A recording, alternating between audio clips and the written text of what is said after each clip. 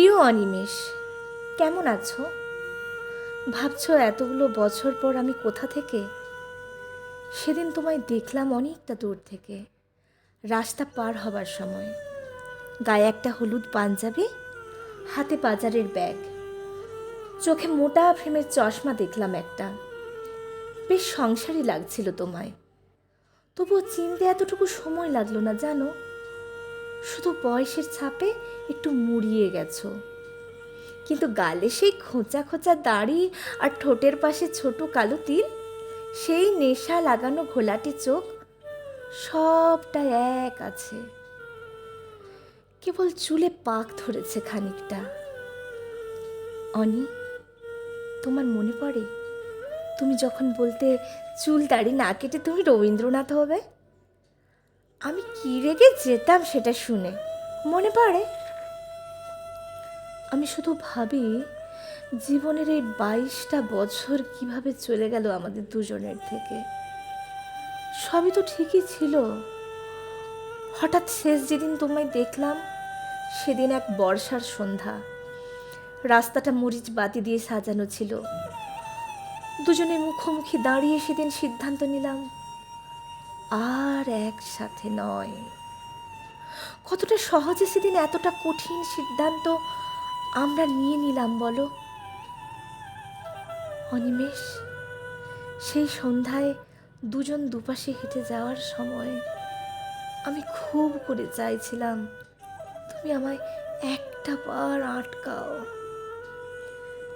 কিছুটা যাওয়ার পর যখন পিছু ফিরে দেখলাম, তখন নিয়ন বাতির আলোয় তুমি হেঁটে যাচ্ছ, ধীরে ধীরে মিলিয়ে যাচ্ছ দূরে কেমন জানি ধূসর হয়ে।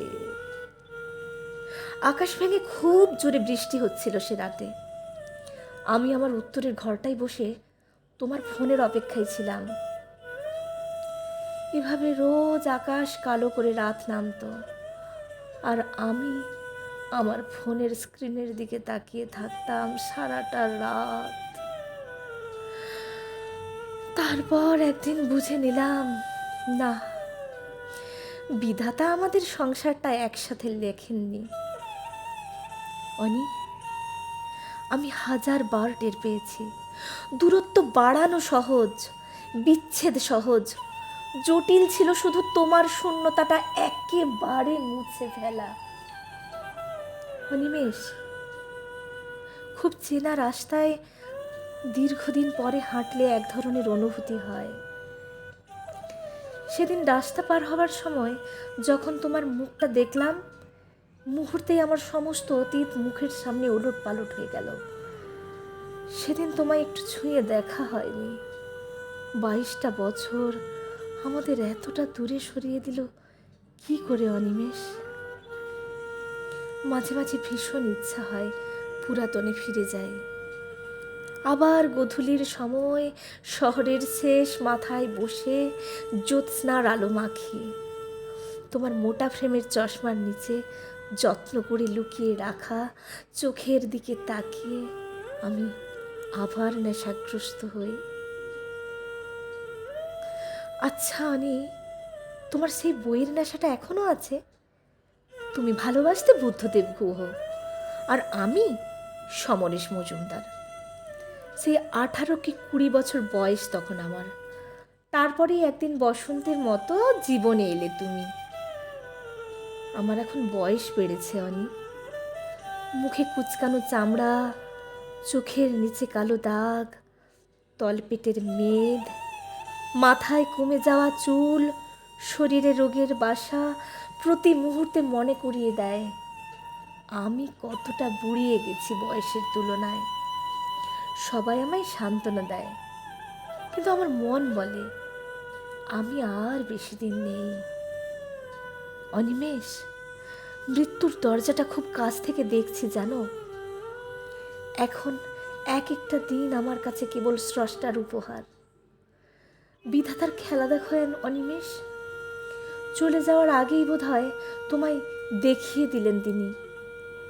অনি, আমরা এখনো এক শহরেই আছি, অথচ তাও কতটা ভীষণ দূরে, তাই না বলো? কতটা পথ হেঁটে গেলে তোমায় ছুঁতে পাবো তাও জানা নেই।